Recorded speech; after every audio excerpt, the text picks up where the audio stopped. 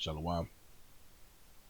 Barakatah Yahweh, Barakatah Yahweh Shai, Barakatah Yahweh, Barakatah Yahweh Shai, Barakatah Yahweh, Barakatah Yahweh Shai, Kohala Yom La Yahweh, Bahashem Yahweh Shai, Bahashem Berkah HaKodash.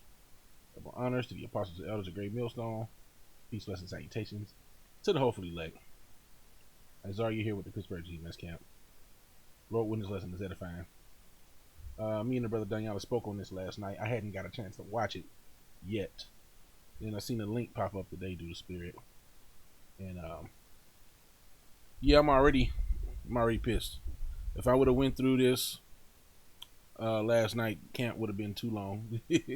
Or, yeah, it would have. It's just very it's infuriating, but the Spirit is on me to, some of these questions they're presenting have very simple answers. And I'm gonna just play some of it. Some of the behaviors piss me off.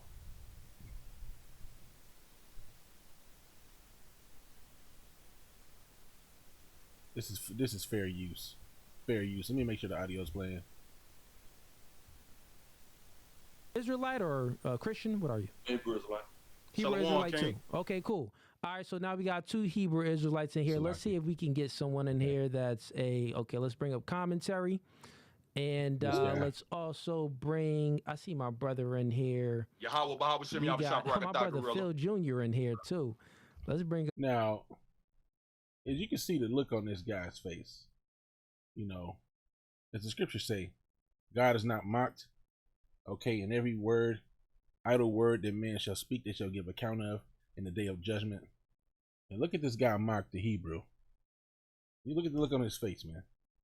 Very proud look. In here, Yahweh, Bahawah Shem, we got my brother Phil Jr. in here too. While he's sitting up there puffing on a vape. Let's bring up my man Phil. Shamalama ding dong to everybody else too. My man Phil in here. Them damn demons on his ass. Shamalama ding dong. You're gonna find out the hard way. You see? Or you mocking the name of the Lord. Okay, cool. So let's go with you said gorilla, right? Yes, sir. Make any sense? It's immoral. Everybody allowed around here. So dude's about to present, I believe, is it called a straw man?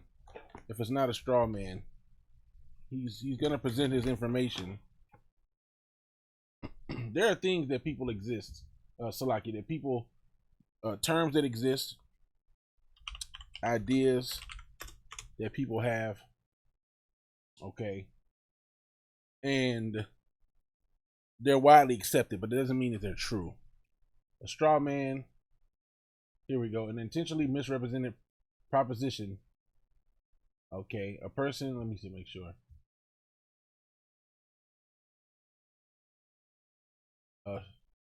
That ain't, well, I guess it's not a straw man. I wouldn't call it a straw man, Salaki. What he's setting up, though, is he's presenting this information of racism in the way, and we understand, the average person is not going to think beyond what's been taught. But racism is what you call newspeak. See, I've never tried to define newspeak. Newspeak.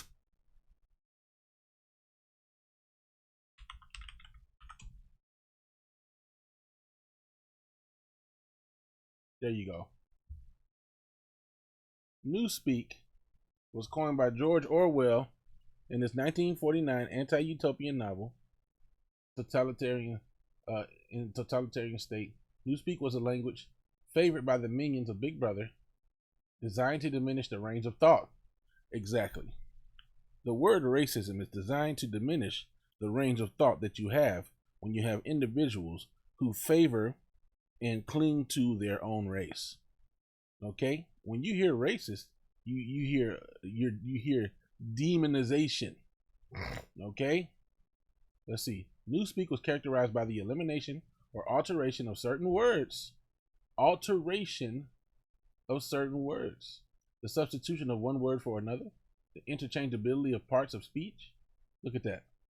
And the creation of words for political purposes. The word has caught on in general use to refer to confusing or deceptive bureaucratic jargon. So when you look at the word racist, let's Google racist in Merriam-Webster. I don't know how to spell racist, so bear with me. Racist. Of, relating to, or characterized by racism.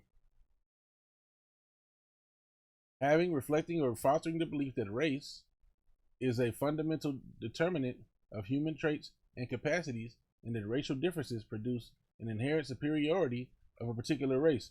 Now, if you understand how the English language works, then you really shouldn't be looking at this word racist is newspeak. Okay, let's prove that. As the Bible says, prove all things. When you type in IST, okay, which is a part of that word racist, it says what? IST is one that performs a specific action. So race, performing a specific action. One that makes or produces a specific thing. So you produce a race. One that plays a musical instrument. You know, a race is not an instrument. One that operates a mechanic. You get where I'm going with this? One that specializes. So you specialize in your own race. Is that evil in itself? That's not evil. One that adheres to or advocates to a specific doctrine or system or code of behavior. Okay? So you operate based off of the code of behavior of your race. Is that evil? That's not evil. If your race is not doing evil things, then you're not evil for being a racist. You see what I'm saying? But if your race is evil, all right, then yeah, you're guilty, right? So it says, or blah, blah, blah. So anyway, you get it. Of relating to a characteristic of, okay? Characteristic of. So it just doesn't make sense that IST, that this word race and IST was put together and have an evil meaning.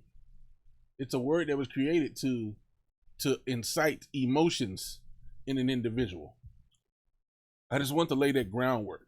Yeah, bruh, I'm giving it all to these people, not to you, nigga. You Mexican, I don't want you.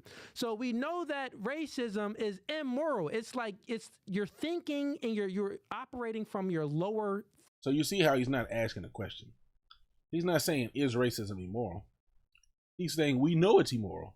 Everybody and their mama know that it's immoral. But the word racism itself, okay, in the actual definition, is not immorality.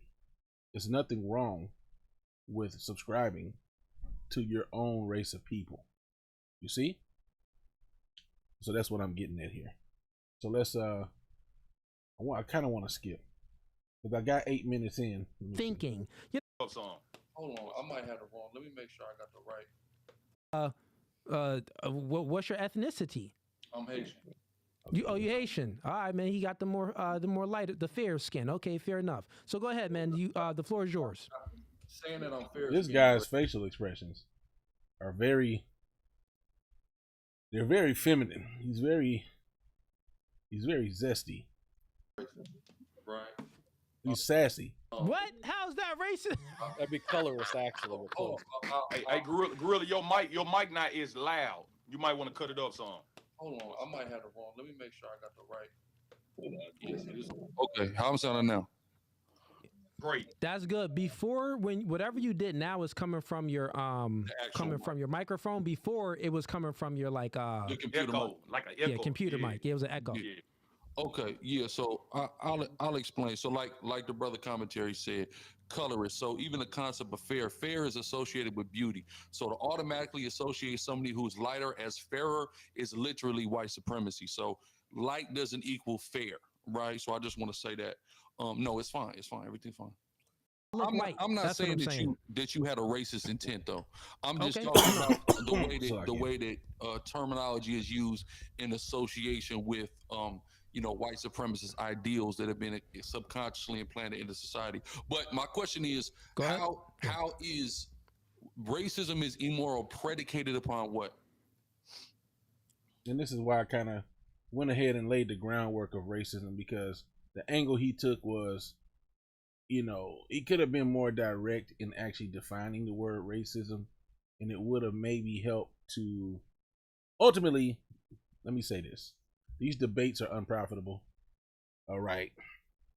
there's almost no edification that comes out of it, you know. And as the Elder Yashawamba said in the comment board, why didn't he just go ahead and define, okay, what racism was? And I don't think he was on their comment board, but either way, he could have just defined it instead of coming up with this whole, well, what is racism predicated upon, and you know, how do you define? Basically, you just going into how everybody defines racism. And he tried to make the dude look stupid, I guess. Okay, so is that right to do? Is projecting your own personal convictions onto other people, is that right to do? He would say that, no, that's not right to do. But that's what you're doing. No, that isn't what I'm doing. Right? No, it's not at all. All you gave not me at all to what explain. I'm doing. No, that's all you've given me to explain why racism is immoral. Not at all. So let me go ahead and just expound on. I don't think you've heard what I said before.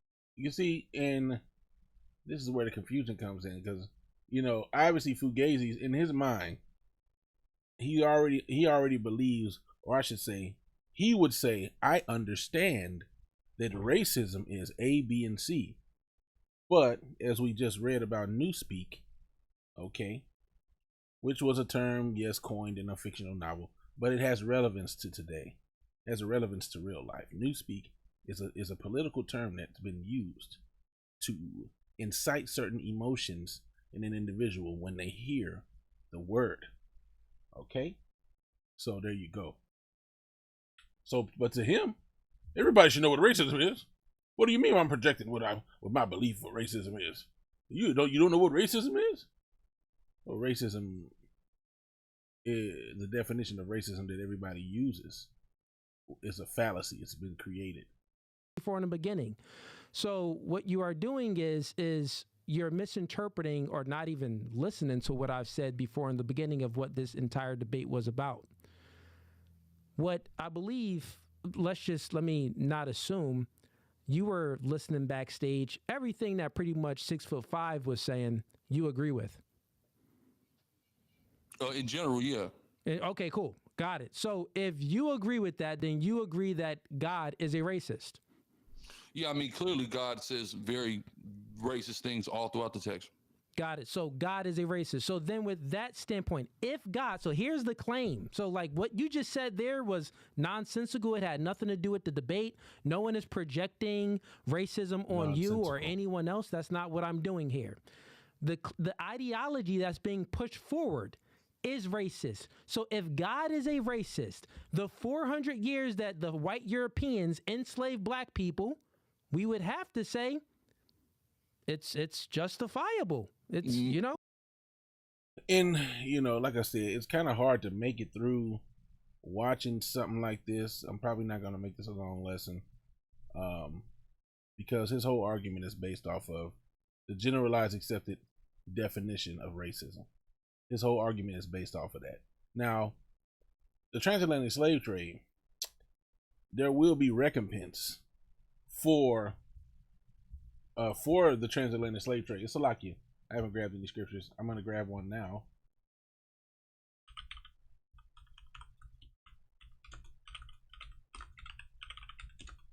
Oh, this is a cut to vocab law. But that's why they don't read the Apocrypha. Baruch 4:6 says, "You were sold to the nations, not for your destruction, but because ye moved God to wrath, you were delivered unto the enemies." Okay, so this is why we were put into slavery. It says, "For ye provoked him that made you by sacrificing unto devils and not to the Most High." So this is why we were put into captivity. This is why you see the transatlantic slave trade. Okay. No, no, that is. So, not to say it was justifiable, but Yahweh Shem Yahushai is righteous in all his judgments. Is utterly illogical. Okay, so I know it's illogical. No, that's the point. No. So you clearly are having a comprehension issue. Not at all. You are. Okay, go ahead and explain. Sure. Very much. So God or anybody having racist ideals doesn't then in turn justify somebody else doing atrocities to another group of people. It doesn't at all. It has nothing to do with that. That's not what anybody is saying here. So you would first. And this is also doubly true once you properly define the word racism. And you know, like I said, these type of debates are very wearisome to the flesh. I don't want to highlight too much of this same. Let's see what Captain Zaria had to say. Hey, y'all, what's going on? Can y'all hear me all right? How old? Time out. Did y'all plan this? How all the Hebrew Israelites come to my channel now? Come on, man. What y'all trying to do? I just so happened to see Gorilla, and I saw the No Fugazi. I saw Gorilla on there. I started listening. I said, let me see if I can hop on there and chime in a little bit too. That's all. Okay, so Gorilla, you got your own channel? Are you streaming right now? I'm not streaming right now, but I got my own channel. Yeah. Okay, you got your own channel. 6'5", you got your own channel or not? I got my own Instagram, but okay, you got your Instagram. Yeah. And brother below that just came in. How do I pronounce your name? Tazaria. Tazaria. If it's easier to say Cap, you can say Cap. Cap, cool. We call you Cap. All right, welcome to No Fugazi Podcast. Just state your name and where you from. I'm Captain Tazaria of ISBK. No. So, but yeah, that's my background as far as that. From their enemies, as was read in Luke 1. Forget about the enemy, but what caused the downfall of men? Well, see, but here's the thing: you got to understand, we can't have two different conversations. No, there's a hold on, brother. You gotta hold on, brother. You have to understand where we're coming from. We don't. And like I said, there's a lot. Eventually, some Edomite comes on and he does, which we spoke about that at camp last night. You know, Edomite comes on and he, I guess, takes over. Oh yeah, he's right here. Fucking proud devil. Oh yeah, damn, he came in. He stayed on for a minute, the damn Edomite. Yeah. Yeah, let's see.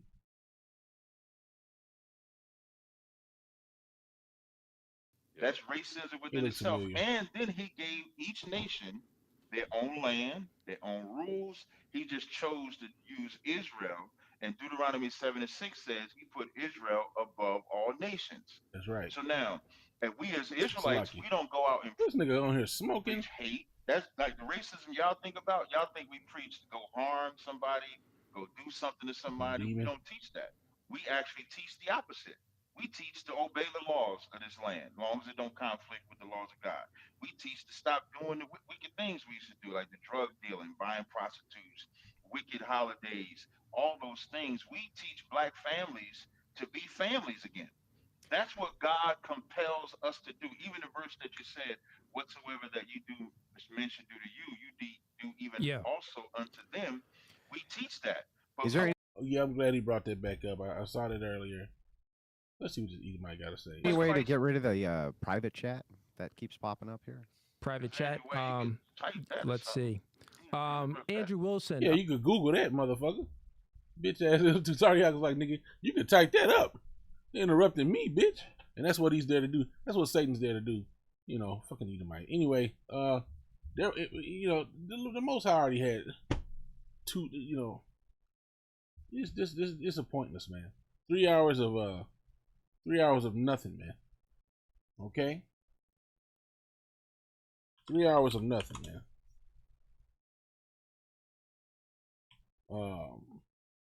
Shit. That ain't in there? I know that's in there. Leviticus 25. There was always two different ways you were supposed to treat Israelites in the sons of the strangers. Okay? Leviticus 25 and 40. Might be 39, I might start. And if thy brother that dwelleth by thee waxen poor, and be sold unto thee, thou shalt not compel him to serve as a bondservant. But wait a minute. You just bought him, right? This is how you treat an Israelite. But as a hired servant, you treat him as somebody who has bond means you're a slave. So if you got an Israelite that's become poor and he's in need and he ain't got nothing, and you're gonna help him get on his feet. He gonna work for you, but you're gonna treat him with respect. You're gonna treat him as you would treat an employee versus a slave laborer. You have a slave laborer, you could beat his ass and do this and do that and mistreat him if you so see fit. Because why? They're your enemies. Okay? These are the same. In a lot of cases, these would be the same individuals who raped, robbed, and murdered your people. And so it would be justifiable to treat them with a certain energy. But that same energy would not be justifiable to do unto your fellow brother, an Israelite. So yes, the Most High has standards. You could call it a double standard. So what? The God of the planet Earth can make it his standard how he wants. He can make one rule for one people and one rule for another people if he wants to. That's his power to do that. And if you don't think it's fair, oh well. Too bad, nigga. Okay, continue verse 40. But as an hired servant and as a sojourner, he shall be with thee and shall serve thee unto the year of Jubilee. And then shall he depart from thee, both he and his children with him, and shall return unto his own family, and unto the possession of his fathers shall he return. For they are my servants, which I brought forth out of the land of Egypt. They shall not be sold as bondmen, right? Thou shalt not rule over him with rigor, but thou shalt fear thy God. Now, when you go into this word rigor, I haven't defined it yet, but just thinking about the English aspect of the word, Leviticus 25 and 43, of the word, right? You get a picture, all right? But let's Google it, or let's blue letter this word, rigor, okay? Parak, to break apart, to fracture, with severity, with cruelty, with rigor, okay? Oppression, tyranny, from the signification of crushing. Now let's get a precept. Why would he say don't crush him? Okay.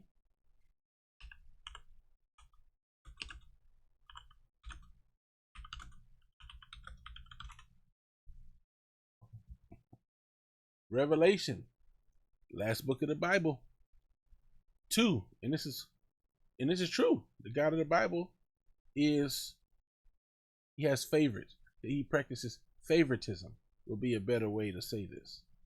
He's very selective. Revelation 2 and 26. And he that overcometh and keepeth my works unto the end, to him will I give power over the nations, and he shall rule them with a rod of iron.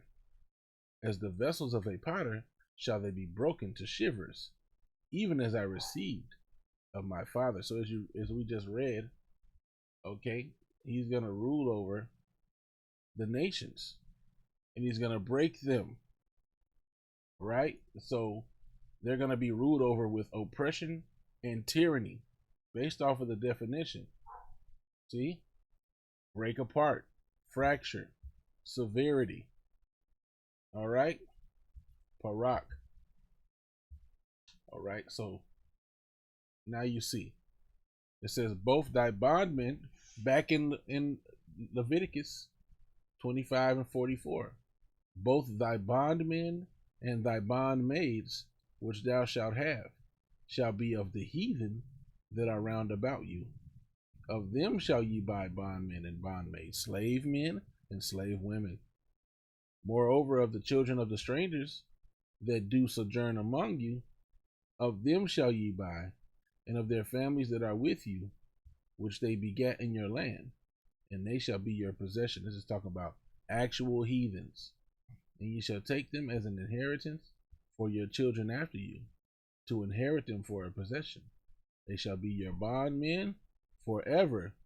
But over your brethren, and it specifies who your brethren are, the children of Israel, ye shall not rule over one another with rigor. There's that word again. Don't oppress an Israelite with tyranny. But you get the green light on these heathen, it's right there in the Bible. And if a sojourner or stranger, okay, boom, boom, boom. So we read that, right? So when it says do unto others as you would have them to do unto you, it's not speaking of how you treat a heathen. It's speaking of how you treat an Israelite. That's the truth. That's the fact of the matter.